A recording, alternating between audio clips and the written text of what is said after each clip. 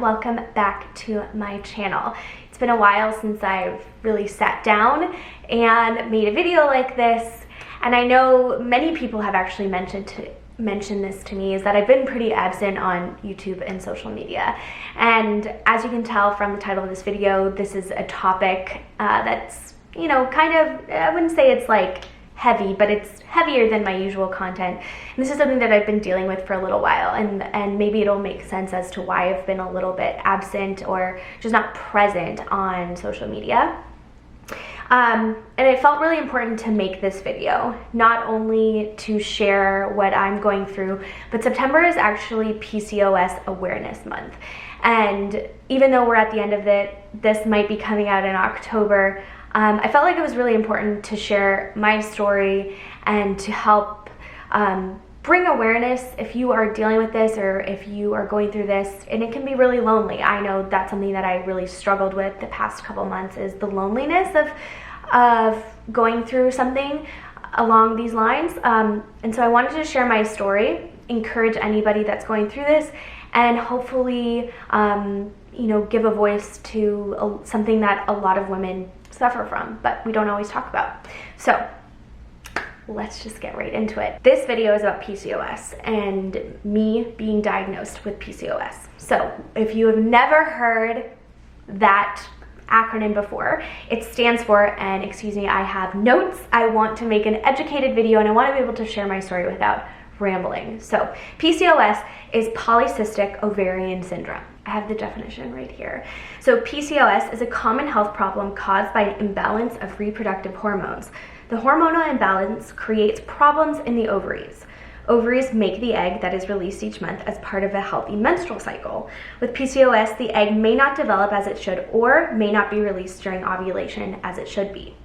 So if you are interested in learning more in depth about what PCOS is, I will have some articles linked down below. I'm not a professional, so it would be great if you could read them and just educate yourself in that way. So I'll link some that I found helpful down below.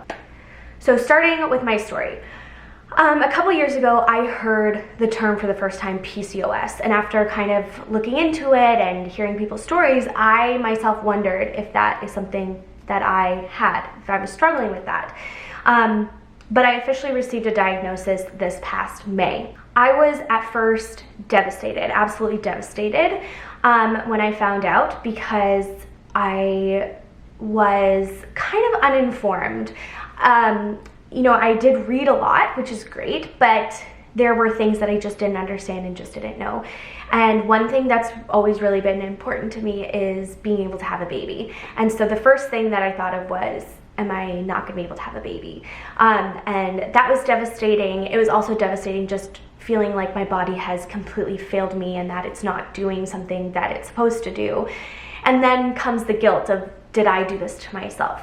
And so it was a really, and it's still a little bit of an emotional journey. I'm not gonna cry, because you just never want something wrong with yourself. So I was just racked with dread, and I was just confused, and I so badly did not want this. What was some of the symptoms? What are some of the things that led me to even like push to get this diagnosis? So things that I struggled with.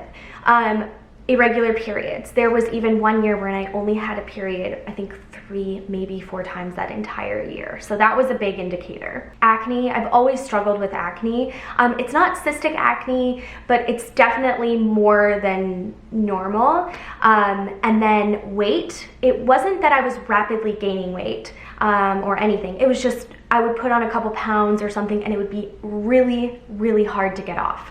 To the point where I actually hired a personal trainer and worked out with them for a year and never saw any results.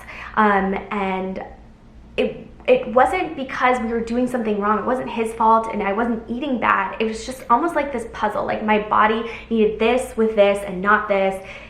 But that's really hard to find out, especially when you have PCOS and don't know it. It's like, I don't know, it's just speaking, your body's speaking a different language and you don't know how to speak it yet. So that was a big indicator as well. And then lastly, when I would get my period, about a month before, I would experience PMS symptoms, to the point where I would be like, oh, my period must be coming.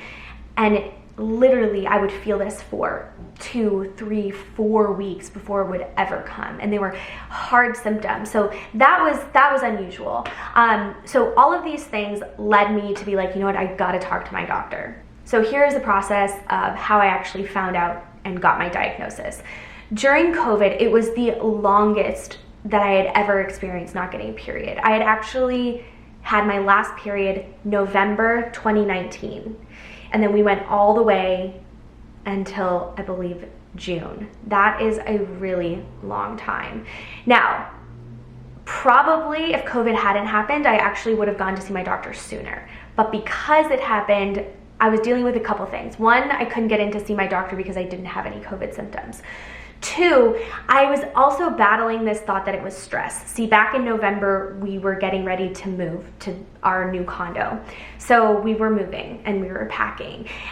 We went to Kansas City, which, you know, all these things can throw off your period. Then we come back and it's Christmas and we're completely moved out, started our renovation. We're living with my parents, and then we go to Florida for like 2 weeks. And then we come back, continue renovating, but move in.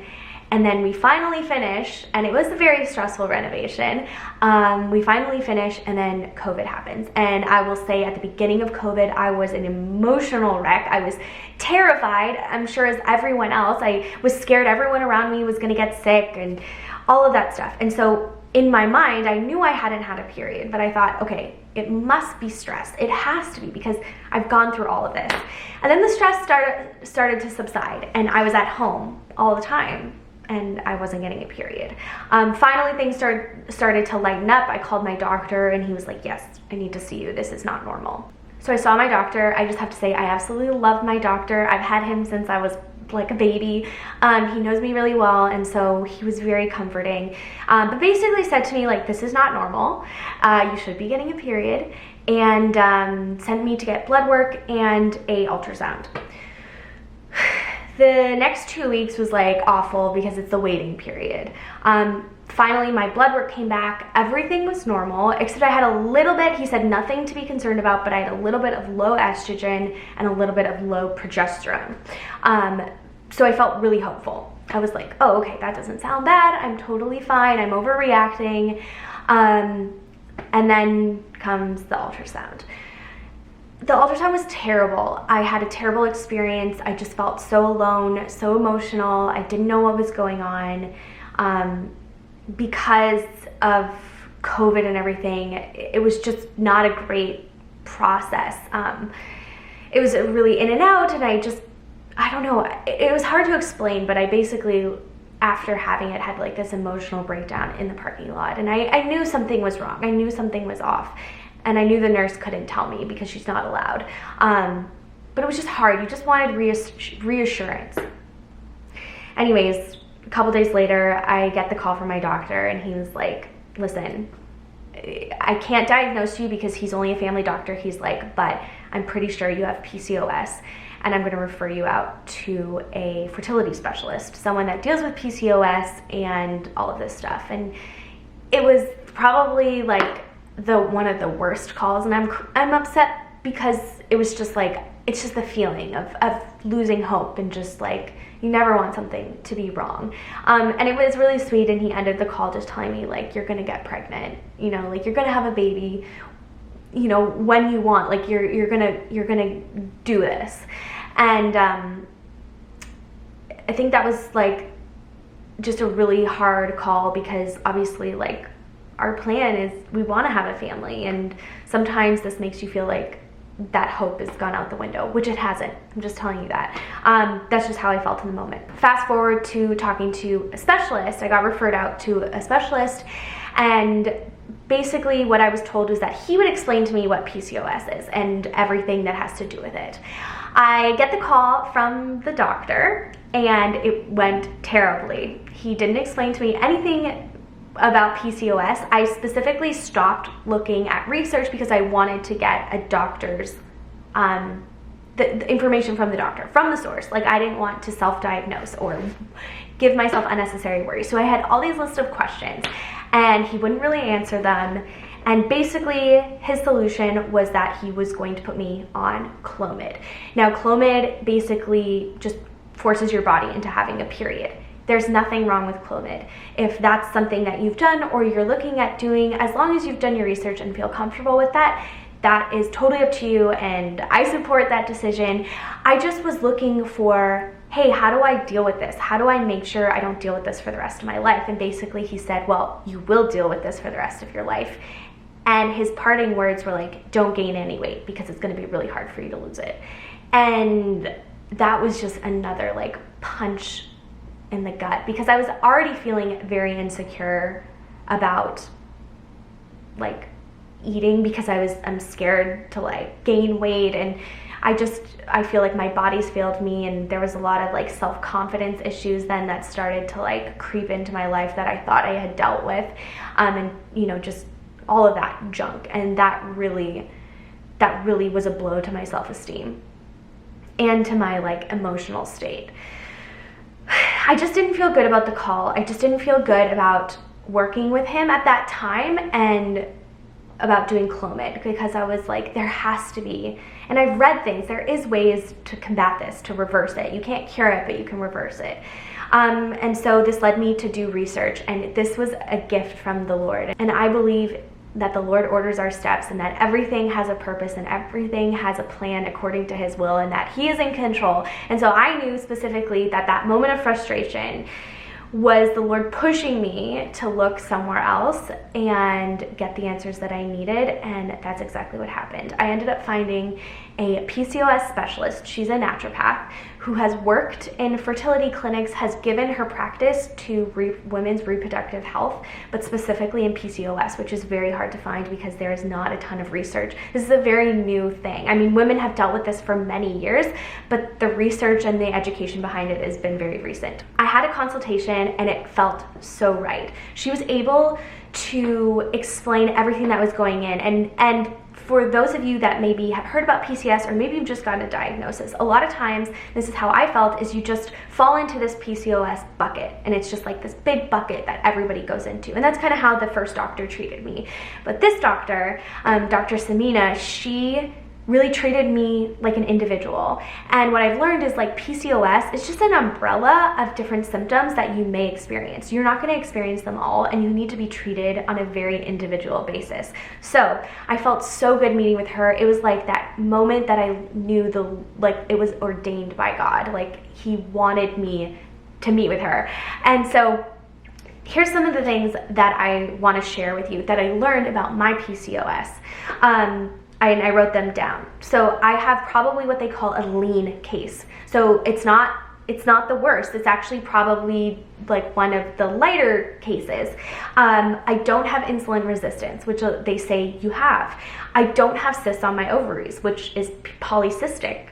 I don't have cysts on my ovaries. Possibly my body is only lacking in progesterone. And if you don't know what progesterone is, it's a temporary endocrine gland that the female body produces after ovulation during the second half of your menstrual cycle. And you need that for your body to continue to have good menstrual cycles after.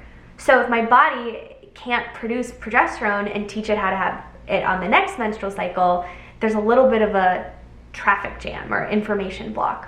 So those are the things that I am learning. So where am I today? Because I feel like after, May, I'm a totally different person. I feel hopeful. I know that the Lord is in control and that everything's going to be okay, and that this is actually probably the best thing for me to do before I have kids, because it's going to make my body healthy and strong. So what am I doing now? I changed the way that I'm eating totally. So I am eating a very whole approach. It's a lot of clean eating. I just want to touch on something really quickly. I know this video is getting long, but one thing that everyone says is to do keto when you have PCOS. And so that is good advice.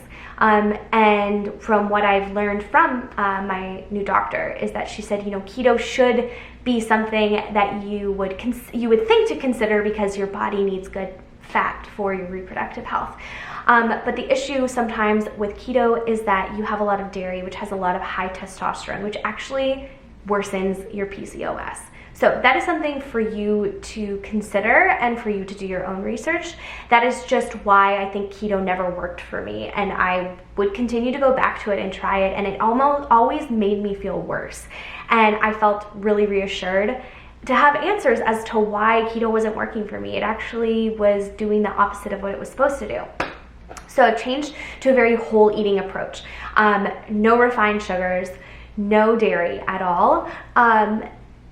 Lots of fruits and vegetables, but I eat them in a specific order. I do have some grains, which is a very new thing for me, and a good amount of protein. And again, I follow like a specific way. It's not hard, it's wonderful. I have never felt better. I don't feel bloated, and I feel like my body is just intuitively eating, which it never has. Like, I don't feel super hungry during the day. I feel like I eat when I'm hungry, and I don't have the same cravings or just things that I was dealing with before.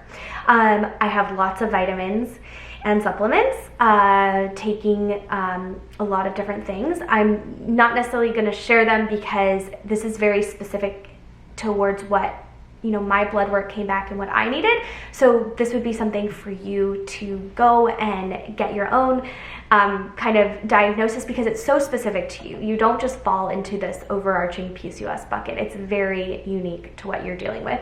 I get lots of sleep. That was something that I've always struggled with. I've been getting a lot of sleep, and I just can't tell you how much that has changed my life alone.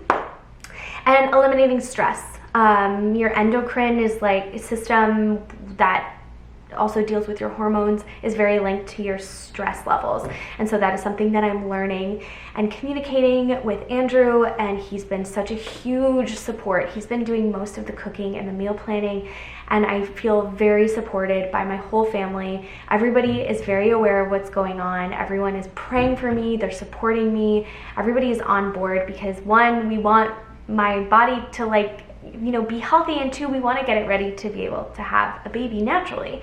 And then the last thing I want to say is that I am still in the discovery phase. I have one more round of testing before we really get a specific look into what my PCOS actually is on a deeper level. And I think that's amazing. So I'm still at the very beginning, but I can't tell you how amazing I feel. And after 1 month of doing this, I actually got a cycle, which I had never gotten it in such a short period of time. That is a testament of just how right this process is for me. And I wanted to share this with you because that's where I've been. It was a really dark time for me, and it was very hard for me to pick up a camera or just feel like vlogging or doing this. But I feel so much better. And so I wanted to share my story with you. If anyone is struggling, I feel for you. I will link some of the articles that I found helpful down below. Again, I encourage you to push for a diagnosis, to push for the help that you need, and to get the support that you need, because being on the other side and really feeling like I'm taking control of this is a game changer. So yeah, thank you if you are still here for watching this. I hope that you gain some information and that you learn a little bit more about me and where I've been, and I will hopefully, if you're interested, update you on kind of the next process in this whole journey. So I'm going to end it there. Thank you so much for watching, and I will see you again for another video.